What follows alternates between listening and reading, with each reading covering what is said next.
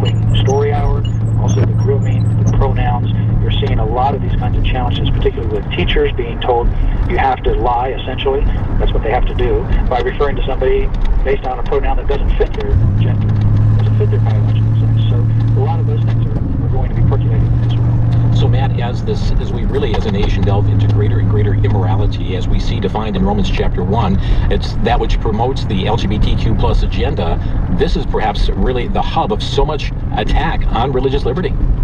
Yeah, it really is the hub, because when you're in the LGBTQ agenda, it's a zero-sum game. What I mean by that is people who think that you can compromise and live happily ever after and sit around a campfire and sing Kumbaya even though you have different viewpoints on life, they're very much mistaken. This is a zero-sum game. There is a winner and there is a loser. There is no compromise, and that no compromise comes from the LGBTQ advocates.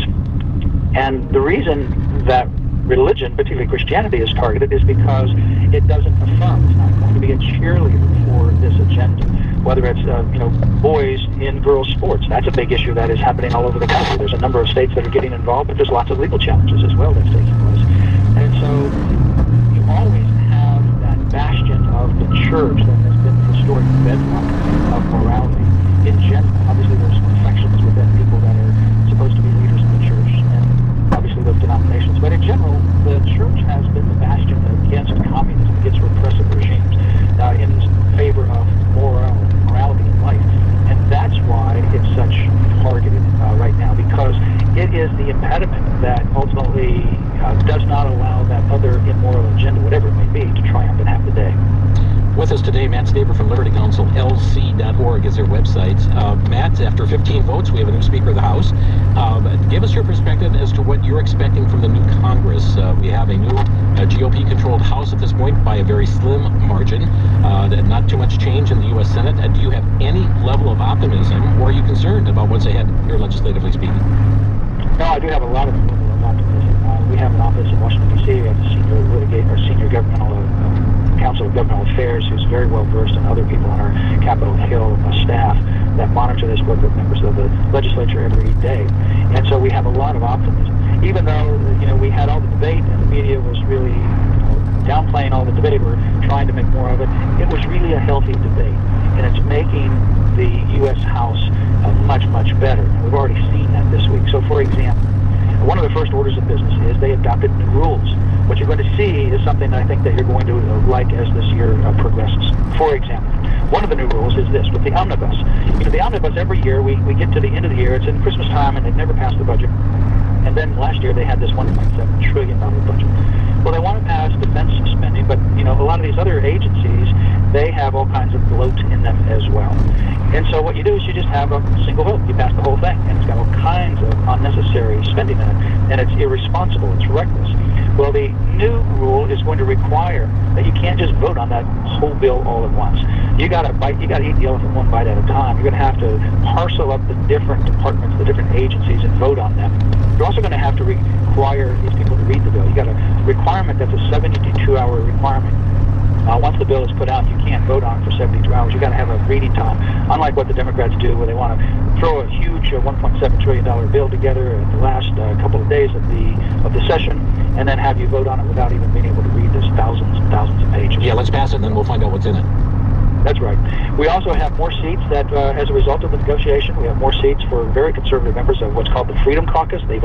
Some of those have already been seated, and particularly they're on the Powerful Rules Committee, House Rules Committee, which sets the agenda and also the rules. You also have an agreement as part of what happened last week to have lower spending, so that any deal for spending will be capped at levels at least from 2 years ago, which means cuts for most programs. You also have an agreement that they will investigate the investigators, such as the FBI and the DOJ and others that have been abusing their power. So there's a lot of other kinds of rules. You also have one where they just passed a bill. I mean, there's lots of rules we could go into that are going to really make things much, much better this next 2 years. But in addition to that, if you have a speaker, for example, that wants to compromise too much and is not going to be real conservative, well, they can vote to replace that speaker. So I think we're going to have a lot of fireworks when we come to the end of the year for the budget. It's not going to be this last-minute $1.7 trillion. There's a new day in town. Already this year, just yesterday, very first vote was to defund the 87,000 IRS agents that was passed as part of the Democrats' agenda last year. And so it passes the House. It's going to go to the Senate. Likely die there. Chuck Schumer doesn't want that to happen. Well, that's going to be the big battle is over on the Senate. The good thing is we're going to have good legislation that comes from the House, and it's going to be over on the Senate. Yep. Last year and the year before, we had bad legislation that came over from the House, and we were able to block a lot of that in the Senate. But the Democrats got pushing, and they got a few of those things through. They got some other big spending bills through. They also they had the same-sex marriage bill through because they kept pushing. I think the good news is we're not going to have the bad legislation come from the House. We're going to have good legislation come from the House. And we're going to be able to get some of that passed over in the Senate. A bill that's actually coming up for a vote tomorrow is the Born Alive bill that will protect children born alive after they have been born either for an attempted abortion and they're still alive. They're going to have to provide them medical care. I believe we will get that passed in the House. That'll go over to the Senate. And that's going to be really hard for people in the Senate to say they're going to vote against an infanticide bill. But that's the battle that we're going to face on the Senate side.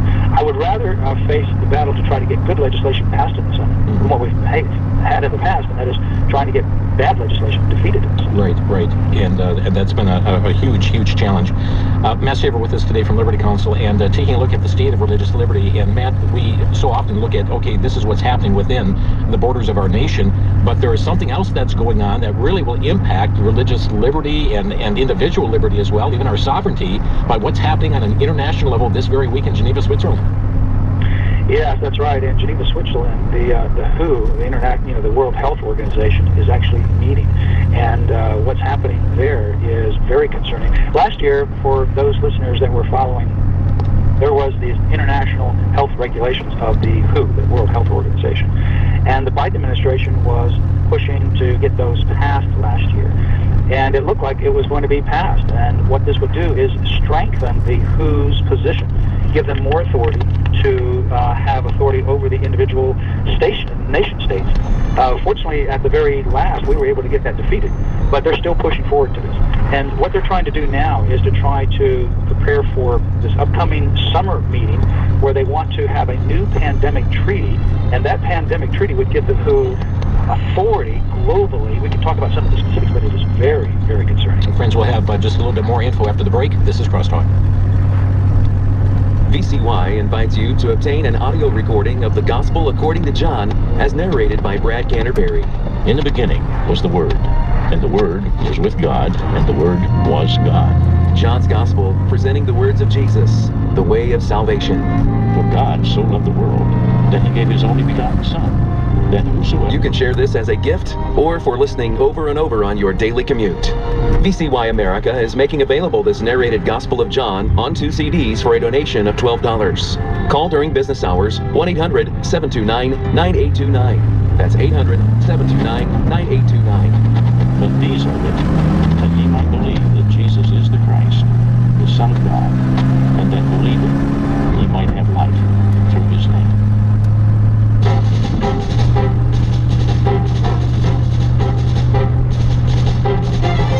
You're listening to Crosstalk on VCY America. The state of religious liberty, our topic here, and Matt Staver, our guest. Matt, for those who are newer listeners, never heard of Liberty Counsel before, give us a brief overview of who you are, what you do. Well, Liberty Counsel, we founded it in 1989 to advance religious freedom, the sanctity of life, and the family. God's designed for marriage and family. We do that in the courts primarily, but also through the halls of public policy. Our website is lc.org. You can contact us free of charge. We don't charge anyone for representation. We've been leading the country against the mandates on churches and places of worship and the vaccine, so-called COVID shot mandates with regards to employees, military, students, even those that are wanting to get organ transplants and so many other things. Sanctity of Human Life, we represent Sandra Merritt, who uncovered Planned Parenthood's organ procurement program. So much that we do across the country. lc.org. Okay, friends, check it out. Matt, we were talking about the World Health Organization that is presently meeting this very week with some amendments to the international health regulations that are going, well, it's actually going to go before all the nations to be voting on this. We know that this is something that had been pushed, advocated for by President Joe Biden, who is wanting to really surrender our sovereignty as a nation to this World Health Organization to call the shots on various things. But wow, what a threat to human rights, what a threat to individual liberty and freedom, and that really impacts religious liberty as well. It does. They have an upcoming meeting May 23, which is their World Health Assembly, where they're going to vote on this new pandemic treaty. But they're having meetings right now. They've got a 46-page proposed series of amendments. I'll just tick off a few of these. It would change the WHO from an advisory organization that makes recommendations to a governing body whose proclamations would be legally binding. They want to remove current language that says respect for dignity, human rights, and fundamental freedoms of people. They want to strike that. They want to give the Director General of the WHO control over the means of production through an allocation plan for health products. So that individual would have the world authority over production. They also want to impose vaccine mandates, testing mandates, proof of various kinds of not only vaccines for COVID, but all kinds of medications that you have. They want to institute a global digital health passport, and so much more. They also want to create this, listen to this, create an obligation for the nations to build and provide and maintain international health regulation infrastructure at points of entry. In other words, where people come into our country, whether it's Miami or New York or California, where they're coming in, they want, say, the United States of America to build an infrastructure for the WHO so that they can be there to monitor people that come into our country, and that's for all the other countries under their authority. It's unbelievable, the power grab that they're wanting to push on the world, and the Biden administration is trying to help push this agenda. So, friends, keep in mind that this World Health Assembly coming up not too many months down the road from now, but Matt, in essence, what they're doing, they're laying the framework right now for putting together the nuts and bolts in order to present this at the upcoming forum, the conference. Absolutely, yeah. They had some meetings last year, and now they're really gearing up with meetings this year, this week, and next week, and this month, and they'll have them up until May when they ultimately have their major World Assembly meeting. But the whole point is to garner enough support. They already have this administration behind it. Garner enough support to pass. And frankly, it was very close to passing last year with a different version. This one's even worse. So this is a real serious issue. It is an issue, and it is something that, according to our Constitution, Matt, ought to trigger a 2/3 vote by our U.S. Senate to ratify something like this. But sadly, they give some other name to it than a treaty, and don't call it a deal or a pact or something of that nature to try and subvert the constitutional plan for a 2/3 vote by our U.S. Senate. Yeah, that's right. You would think, well, this would be called the pandemic treaty, but if you go back and you look at what happened before under previous presidents, they tried to get around the Senate confirmation of a treaty that is required by the Constitution by calling it something other than a treaty. And that's, even one of the Bushes did that as well. So this has been done by Republicans and Democrats to violate the Constitution, and this is clearly where Biden administration is headed, to try to get around this Senate vote so that this can actually be done just on the executive side rather than the legislative side. So we have to challenge that, we have to watch it, but we have to really make sure that this is pushed back. And now with this new House, we need to press forward with bills and legislation and investigations, and I think we have the opportunity to be able to do so. Matt, one further question before, and friends, if you'd like to get on board with Matt Staver right now, our telephone number to Crosstalk, 800-733-9829, 1-800-733-9829. How can the people of the United States of America best safeguard their religious liberty? Well, first of all, I think you have to understand the importance of it. Secondly, the threats to it. And finally, you need to not be silent when you see threats to our religious freedom. Don't assume that somebody else is going to speak up for you. You need to speak up, and collectively our voices make a huge difference. Contact Liberty Counsel, lc.org is our website, or our phone number is 407-875-1776, and we can provide you information and help in your situation. Matt, I'd also like to get an update from you here as it pertains to the COVID shot mandate for our military. You talked about class action suits, dealing with this issue. We also know that the defense budget that was just signed took away the mandate. Does that nullify cases that you're involved in at this point? So I'd like you to address that as well as the National Guard situation. No, it doesn't nullify it. Here's the situation. Obviously, we've been working on the legislative level as well as the judicial level to stop this mandate. And right now, as a result of the National Defense Authorization Act that's been signed, the mandate has to be repealed. None of the people that we work with, either as plaintiffs or in our class of individuals in the military, have received any contact from any military about any change. We do have a document saying that they're going to repeal it. However, it also says that they very much support it and that they're going to look for other ways to, address this issue. So they may well try to come back with it. They're trying to say that our case should go away. but they haven't stopped the punishment. So while on the one hand it's good news that they won't be able to push a future kind of mandate that's with this current COVID-19, they might have some other one that they come up with or variant down the road. The fact is that the punishment is still there. So we are moving forward with our class action litigation to make sure that the mandate is permanently stopped, because they still support it, they still want to impose it, and they have not switched or changed anything with regards to the punishment. In fact, they say that the notes, the adverse actions against them for filing religious exemptions will remain in their personnel files, which means their careers are done if we don't get that changed. Yes, and they're not reinstating those who've already been dismissed. That's right, and in fact, there's a lot of them that's already been dismissed, particularly those that were on the 0 to 6 years. They didn't have the effort, they didn't have the benefit of the Board of Inquiry. Many of those have been pushed out. Others have gotten so terribly abused that they left. Others have been demoted, and once they're demoted, and for example, pilots not flying, you're already behind the 8 ball. People have passed you up. And in the military, it's an up or out idea. If you don't move up, you have to move out.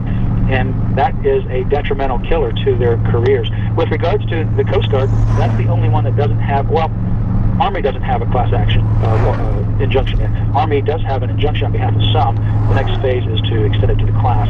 But the Coast Guard, we're still working on that. So that one still is under litigation, and hopefully we'll have some resolution on that in the near future. Matt Staver, our guest today. Our phone number to Crosstalk, you have a couple open lines, 800-733-9829. That's 800-733-9829. Talking about religious liberty today. He's also introduced us to what's happening at the World Health Organization right now with these meetings that are taking place, and then also what's looking ahead here for religious liberty here in this year to come, 2023. Let's go to Melanie calling from Pell Lake, Wisconsin. Melanie, you're on the air. Yes, hello. Thank you so much, both of you, for your service. Matt, I've been following you for a long time and supporting you 100%. I wanted to know how I could possibly get you on my Facebook page to get more people aware of you. Well, contact our office, and you can ask Jessica or Holly, 407-875-1776, or send an email to liberty@lc.org, liberty@lc.org. We'll be happy to do what we can. Okay, great. I just wanted to really thank you for all that you're doing, because I found out so much that I think a lot of people just aren't aware of what is really going on, and this is why I want to get it out. And you're the guy that's got all these issues that you're covering. I just want to thank you so much for your service, and I'll try to share you with as many people as I can. I also wanted to ask you with this whole thing right now with the World Health Organization, is our best bet to get information by, I do all the faxing to the White House? Is that our best, besides prayer? I think it's the best thing. Faxing petitions. Also, let your member of the House and Senate know as well. Mm-hmm. And you say, well, if you have a person who's just not going to listen to you, that's fine. Then faxing and petitions, the way we do it, you don't have to be stuck with a person that's never going to listen to you. There's other people, other individuals that we fax or petition, and certainly we meet with. But from your perspective, faxing is not a petition. Thank you so much. So we can go in and put them into the right source. Great. Thank you for the call. Awesome. Thank you. Bye-bye. Bye-bye. And Matt, Liberty Counsel does have a Facebook feed, and so people can friend that and share your post. Is that correct, through their sites? Exactly, yes. We do have Liberty Counsel does have a Facebook feed, Liberty Counsel Action as well.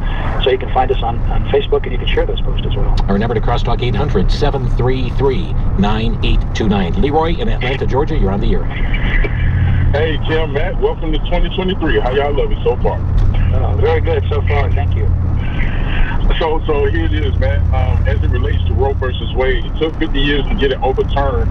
And I heard you interview on Crosstalk, but I wasn't able to call in that day when you were talking about what they just did with marriage and used interracial marriage as a fear to cover codifying that which God calls unseemly. Do you think it'll take another 50 years to get that overturned? Because I thought you mentioned something to the effect that marriage is not covered in the Constitution. Well, as it relates to getting overturned the 2015 Obergefell decision, that was a terrible 5-4 decision that said that there's a so-called constitutional right to same-sex marriage. I think we will get that overturned. It's not going to take as long as Roe v. Wade, and I think, frankly, even the bill that was passed last year in December with regards to requiring one state to recognize another state's same-sex marriage, I think that is a vehicle that we can use and a basis that we can use to overturn the 2015 decision. And we're working on a case right now to tell you what, let me have you explain that after the break, because that really bears a question how to use that congressional decision. They're signing into law Disrespect for Marriage Act to overturn Obergefell. So more to come. Stay with us. This is Crosstalk. For the Worldview Report, I'm Brandon House. Our website is worldviewreport.com. In 2006, Ben Gvir was stopped by police trying to do what? Make an animal sacrifice over Passover on the Temple Mount. That was 2006. 2017, Ben Gvir, as an attorney, represented returning to the Mount activist who also wanted to perform a Passover sacrifice on the Temple Mount. Well, guess what? Ben Gvir is now in charge of the police on the Temple Mount. Yes, he's in the Benjamin Netanyahu government. Folks, this is getting very interesting. And a group of people are now asking his permission to have an animal sacrifice this coming April on the Temple Mount. He's already tried doing it himself back in 2006, represented a group in 2017. What do you think he'll say? It fits in with Bible prophecy. As the nation of Israel is said, according to the book of Daniel, we'll go back to animal sacrifice. Stay tuned.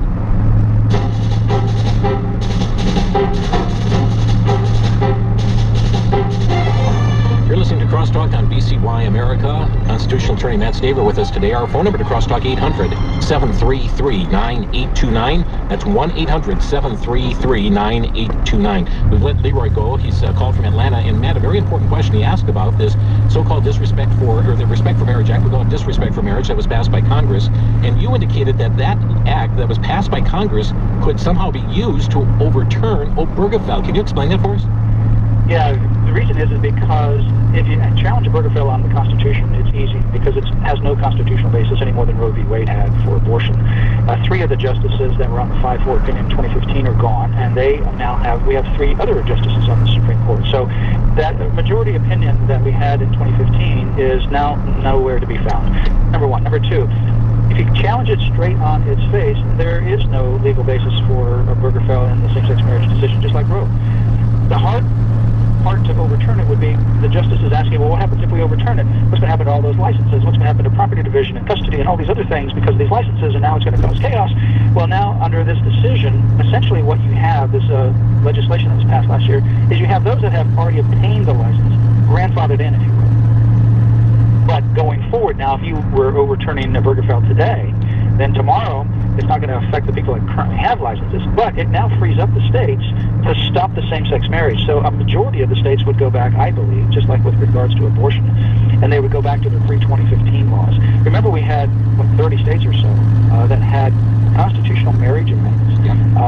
The vast majority of the states had laws that had marriages one man, one woman, and the vast majority of them had actually constitutional amendments that they passed to say marriage is the union of a man and a woman. So I think those would all come back into existence. They have not been removed from their state constitution. And Matt, that's a cause, to give a warning to individuals, because some legislatures will be working to say, oh, this is archaic now and no longer applies. We need to remove this. People need to be resistant against removing those from their state constitutions. Absolutely. Or their state statutes. Absolutely. Yeah, because, once Obergefell is gone, those state constitutions, they haven't been repealed. They're still in existence. The laws are still in existence. They haven't been repealed from the books. So all of it will come back into play. So I think, we have a case right now, the Kim Davis case. That's a case that could likely go back to the U.S. Supreme Court and be the catalyst to overturn Obergefell. Kim Davis, as you remember, is the Rowan County, Kentucky clerk, the first person in the country to be arrested for refusing to issue a marriage license for same-sex marriage. And wouldn't that be something? The first person to be arrested for standing up for religious freedom now becomes the person who takes the case to the U.S. Supreme Court and strikes down Obergefell. Wow.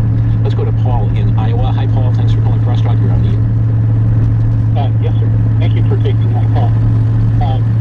There are at least 11 states that have the right of conscience clause in the state constitution.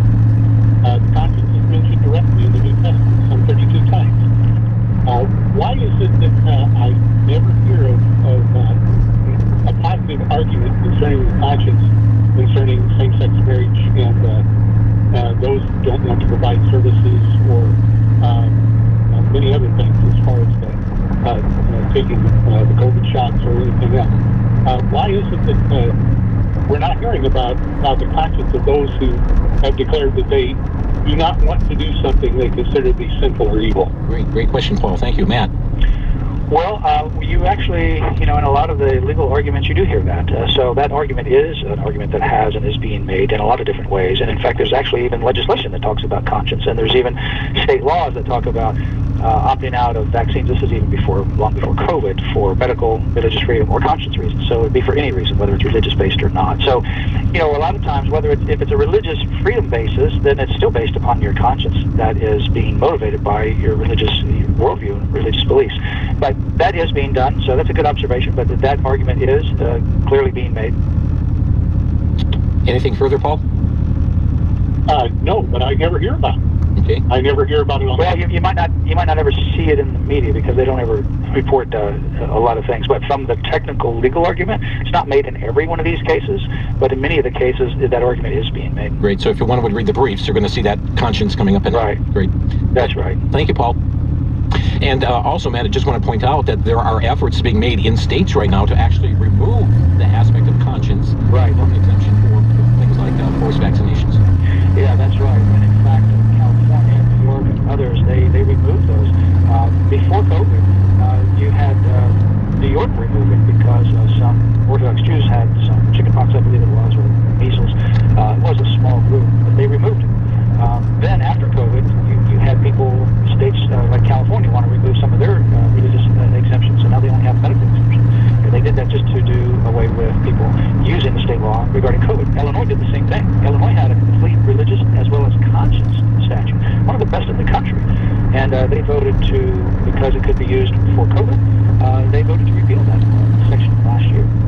Matt Staver with us here today on Crosstalk and dealing with the issue of the state of religious liberty. And friends, I'm just prompted here to remind you that through Crosstalk, we have a little booklet called Documents of Freedom that includes the Declaration of Independence, the Constitution of the United States, the Bill of Rights, Washington's Farewell Address. It's in a pocket-sized booklet. We make this available for $5 just to get in your hand. That does include shipping. If you'd like to get a copy or multiple copies, you may call our switchboard, ask for Documents of Freedom by calling 800-729-9829. Matt, thank you so much for your work at Liberty Counsel and what you've not only done in this past years in 2022 with that landmark victory, but also your advocacy here in the new year to come. Well, thank you, Jim. Good to be with you as always. And friends, our website, lc.org, lc.org. Sign up, get their e-alerts and the news releases as they come out, and stay abreast of these issues that are going on. And friends, particularly stay abreast of what's happening with this conference and committee meeting right now for the World Health Organization. Our time is gone. Thanks so much for joining us today.